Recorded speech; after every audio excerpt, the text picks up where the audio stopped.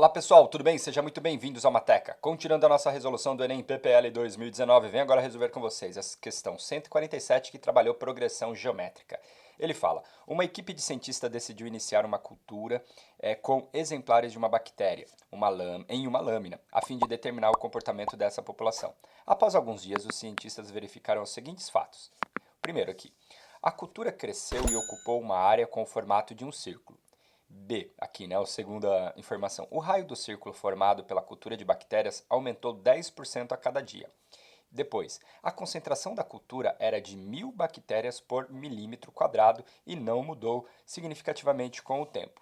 Considere que R representa o raio do círculo no primeiro dia, que a quantidade de bactérias nessa cultura no decorrer do tempo e D, o número de dias transcorridos. Pergunta, qual é a expressão que representa Q em função de R e D, ou seja, a quantidade em função do raio e em função de quem? Do dia. Então vamos pensar o seguinte, né? Se a gente for pensar no dia 1, o que aconteceu? Nós tínhamos um raio R, correto? E aí depois, no dia 2, o que a gente vai ter? Nós temos um aumento de 10%. Pensa comigo assim, se hoje algo é R é o meu 100%, se ele teve um aumento de 10%, ele vai passar a ser 110%. E 110% é a mesma coisa que 110 dividido por 100, que é a mesma coisa que 1,1, que é o que a gente chama de fator de correção. Então, aumentar 10% é a mesma coisa que multiplicar por 1,1. Então, no próximo dia, o raio vai ser 1,1 do que era no anterior.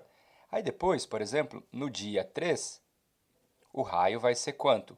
1,1 vezes o dia anterior, 1,1 vezes R, que isso aqui seria então 1,1 ao quadrado vezes R. Então significa que se eu for olhar no dia D, observe o seguinte, né? O dia D, pessoal, nada mais é que o termo genérico de uma progressão geométrica, ou seja, o enésimo termo. Então, no caso aqui, a gente teria o nosso AD, né? Só para não ser N, né? Porque quem está variando aqui é o D. E como é que a gente calcula isso aqui? É o A1 vezes a razão elevada a quem? É a n menos 1, onde n, no caso aqui para a gente, vale D. Então, o que a gente vai ter? O nosso AD, ou seja, o raio daqui de dias vai ser o raio inicial, que era R, vezes a minha razão, que é o quanto que está aumentando de um dia para o outro, que é de 1,1, 1,1 elevado a quanto? A D menos 1. Então, este cara aqui é o raio. Então, o que vai acontecer? Para a gente calcular a área, como é um círculo, a área é π vezes quem? O raio ao quadrado. Então, a área depois de d dias vai ser π vezes o raio, que é essa expressão aqui, r vezes 1,1 elevado a d menos 1, a quanto? Ao quadrado. Então, é isso que a gente tem. Bom, só que aí o que acontece, né? Ele disse que isso aqui é o equivalente, né, se a gente for pegar 1.000 bactérias, é o quê? É a quantidade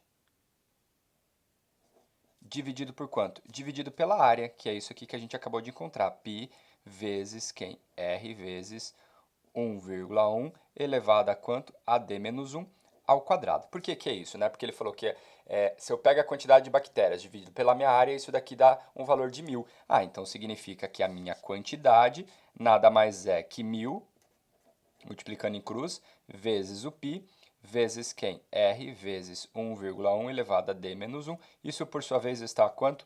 Ao quadrado. E se você for ver, isso corresponde à alternativa B, uma vez que 1.000 é a mesma coisa que 10 a terceira. Então, claro que acho que a parte mais difícil é entender que de um termo para o outro eu estou multiplicando sempre por 1,1. Isso em uma progressão geométrica de razão Q, né? No caso 1,1, porque é progressão geométrica, porque ela trabalha multiplicação. Aqui a gente utilizou o termo geral de uma progressão geométrica, que é o AN, é igual a 1 vezes Q elevado a quanto?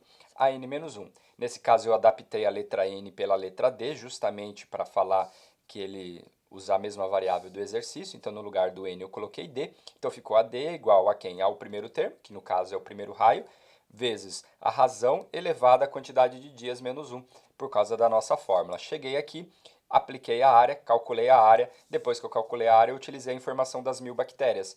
1.000 bactérias é o equivalente ao quê? A quantidade dividido pela minha área, então significa que a quantidade, basta fazer a multiplicação em cruz que a gente chega no resultado. Beleza? Então, pessoal, é isso. Espero que você tenha entendido, espero que você tenha gostado.